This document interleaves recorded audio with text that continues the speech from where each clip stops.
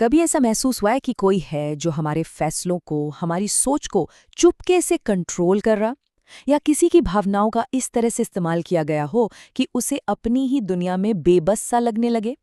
ये एक बहुत ही अजीब, परेशान करने वाली फीलिंग होती है, जब लगता है कि कोई हमें अपनी उंगलियों पर नचा रहा है, पर हम समझ ही नहीं पाते कि ये हो कैसे रहा है और क्यों हो रहा है।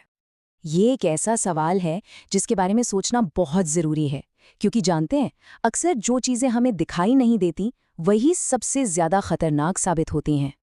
जी हाँ, इसी छिपी हुई शक्ति का नाम है डार्क साइकोलॉजी। एक ऐसी दुनिया जहां इंसानी दिमाग को इतने गहरे तक समझा जाता है और फिर उसे इस तरह से मैनिपुलेट किया जाता है कि इंसान को खुद पता ही नहीं चलता कि वो कब एक अदृश्य जाल में फंस गया।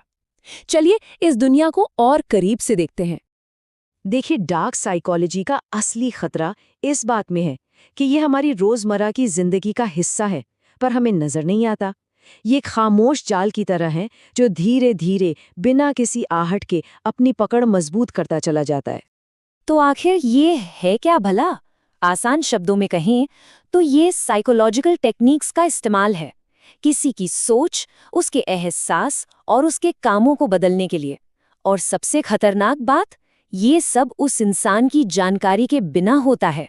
इसकी असली ताकत ही इसकी खामोशी और चालाकी में छिपी है। इसे आप कोई आम बहस मत समझिए। ये एक मनोवैज्ञानिक जंग है जहां किसी के खिलाफ उसी के दिमाग और उसकी भावनाओं को हथियार की तरह इस्तेमाल किया जाता है। सोच कर ही अजीब लगता है ना? और ये मत सोचिए कि ऐसा सिर्फ फिल्मों या कहानियों में होता है।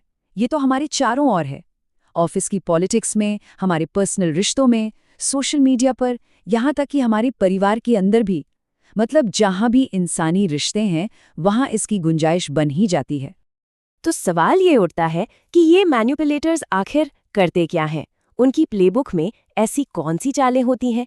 चलिए अब इसे डिकोड करते हैं और उन खुफिया तरीकों को सामने लाते हैं जिनका वो इस्तेमाल करते हैं।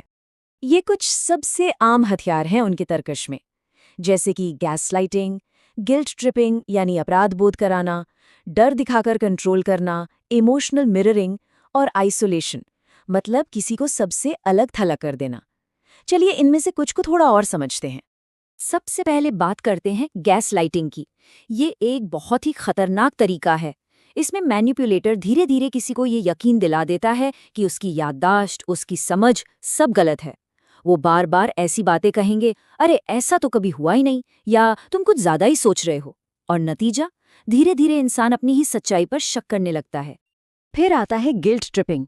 इसमें कोई इंसान किसी के अंदर गिल्ट यानी अपराध बोध की भावना जगाता है ताकि वो अपनी बात मनवा सके। जैसे कोई कहे, अगर तुम्हें सच में मेरी परवाह होती तो तुम ऐसा जरूर करते। ये एक इमोशनल जाल है जिसमें फंसकर इंसान वो काम भी कर जाता है जो वो नहीं करना चाहता। और एक और बहुत ताकतवर हथियार है डर का इस्तेमाल। हम सब जानते हैं कि इंसान का दिमाग डर से बहुत जल्दी प्रभावित होता है। मैनिपुलेटर्स इसी का फायदा उठाते हैं। वो एक डर पैदा करते हैं कि अगर उनकी बात नहीं मानी गई तो कुछ बहुत बुरा हो जाएगा, चाहे वो सामाजिक बेइज्जती हो या कोई पैसों का नुकसान। अच्छा, यहाँ एक बहुत ज़रूरी फ़र्क समझना होगा। हर तरह का प्रभाव बुरा नहीं होता। पर्सुएजन यानी किसी को प्यार से अपनी बात के लिए मनाना, और मैनिपुलेशन यानी किसी से हेर फेर करना, ये दोनों बिल्कुल अलग अलग चीज़ें हैं। देखिए, पर्सुएजन एक नैतिक तरीका है।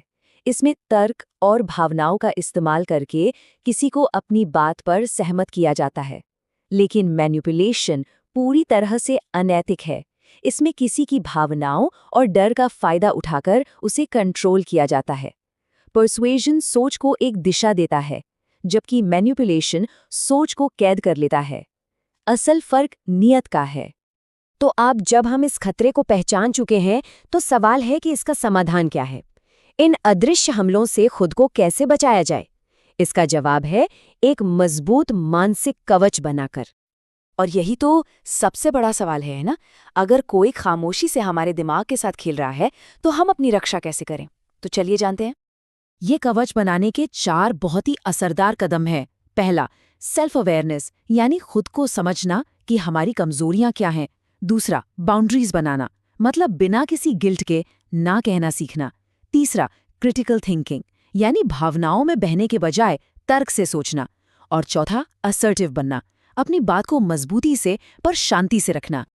और हाँ, एक सबसे ज़रूरी बात हमेशा याद रखनी चाहिए, किसी के शब्दों पर नहीं, उसके कामों पर ध्यान देना चाहिए। अगर किसी के एक्शन बार बार किसी के आत्मसम्मान को चोट पहुंचा रहे हैं, तो ये एक बहुत बड़ा रेड फ्लैग है। फिर चाहे वो कितनी भी माफ़ी मांगे या कितने ही वादे करे। आखिर में सबसे बड़ा सच यही है, जब किसी को इन गहरी मनोवैज्ञानिक चालों की समझ हो जाती है, तो उसे आसानी से मैनिपुलेट नहीं किया जा सकता। नॉलेज यानी ज्ञान ही सबसे मजबूत कवच है। डार्क साइकोलॉजी को समझना सिर्फ दूसरों की चालों को जानना नहीं है, बल्कि ये खुद को मानसिक रूप से मजबूत बनाने का एक तरीका है। अब ये हर किसी पर है कि वो अपने दिमाग की इस ताकत को पहचान कर अपने लिए एक मजबूत ढाल तैयार करता है या नहीं।